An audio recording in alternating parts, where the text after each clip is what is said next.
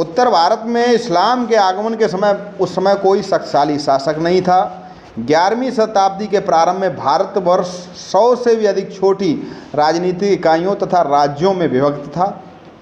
कई सौ छोटे छोटे राजा और सामंत शासन करते थे। इनमें अधिकांशतः राजपूत थे और इस युग को राजपूत युग कहा जाता है। यानी भारत में जब इस्लाम आया, कहा तो ये जाता है कि इस्लाम व्यापारियों के माध्यम से आया, शुरुआत व्यापारियों के माध्यम से हुई, लेकिन शासन कब हुआ? ठीक है, शासन तो उस समय भारत में राजपूत युग था, जिसमें पृथ्वीराज चौहान, ठीक है, इस तरह कई राजा थे, आपस में लड़ते थे। इसके परिणाम स्वरूप राजनीतिक अव्यवस्था और अधिक बढ़ गई और ऐसे केंद्रीय सत्ता का ह्रास स्वाभाविक था। केंद्रीय सत्ता मतलब एक राजा नहीं था, कई सारे राजा थे। समाज जाति पाति तथा भेदभाव के बंधन पर आधारित था। इस समय जाति व्यवस्था और अधिक कठोर हो गई थी। भारतीय समाज अपने खान पान एवं आचार विचार को श्रेष्ठ समझता था। आसपास क्या हो रहा इससे कोई लेना देना नहीं था।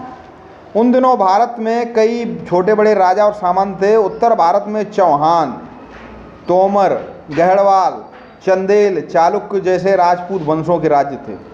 और इसी समय तुर्कों ने, जिसका राज्य ईरान, अफगानिस्तान, तुर्किस्तान था, भारत में अपना राज्य फैलाने के लिए आक्रमण, तो उसी समय किसने? तुर्क लोग, तुर्क कहा जाता कि तुर्क के घोड़े बहुत प्रसिद्ध होते हैं। तो उनका राज्य कहाँ था? ईरान, अफगानिस्तान और तुर्किस्तान। उन्होंने आक्रमण करना शुरू कर दिया। महमूद गजनवी या गजनी मध्य एशिया में स्थित अफगानिस्तान के एक छोटे से राज्य का स्वामी था। महमूद गजनवी, जिसने भारत पर आक्रमण किया था, छोटे से राज्य का।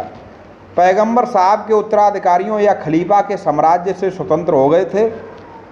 इनके शासक सुल्तान कहलाए, इसलिए इन राज्यों को सल्तनत कहा जाता। और ये जो थे, वो जो खलीफा थे या पैगंबर साहब जो मोहम्मद साहब थे, उनके जो उत्तराधिकारी, उनसे ये स्वतंत्र हो गए थे। यानी कि सही देखा जाए तो ये सही मायने में इस्लाम को मानने वाले भी नहीं थे। ठीक है, मानते थे लेकिन उनकी शिक्षाओं पर नहीं चलते थे। और इनके शासक सुल्तान कहलाए, इसलिए इन राज्यों को सल्तनत कहा जाता है। तुर्क लोगों द्वारा पहला बड़ा हमला तब हुआ जब गजनी राज्य के महमूद गजनवी नाम के तुर्क राजा ने भारत पर हमला किया। और वह भारत में राज्य नहीं करना चाहता था।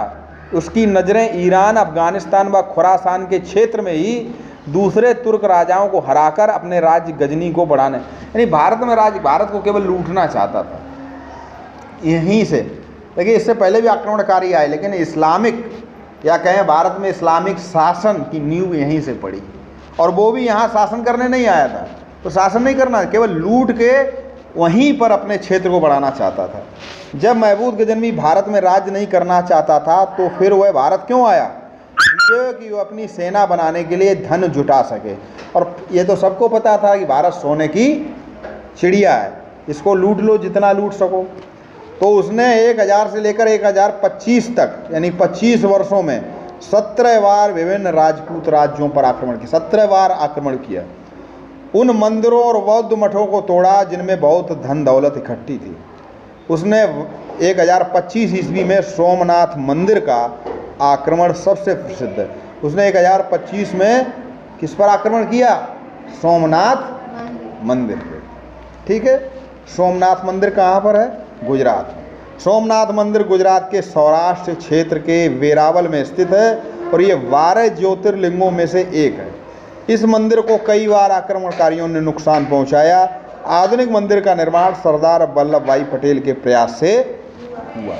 ठीक है, इस मंदिर का निर्माण स्वतंत्रता के बाद सरदार वल्लभ भाई पटेल ने अपने प्रयास से दोबारा करवाया था। भारत के प्रथम राष्ट्रपति डॉक्टर राजेंद्र प्रसाद के हाथों 11 मई 1951 ईस्वी को यहाँ ज्योतिर्लिंग की स्थापना की गई। ठीक है।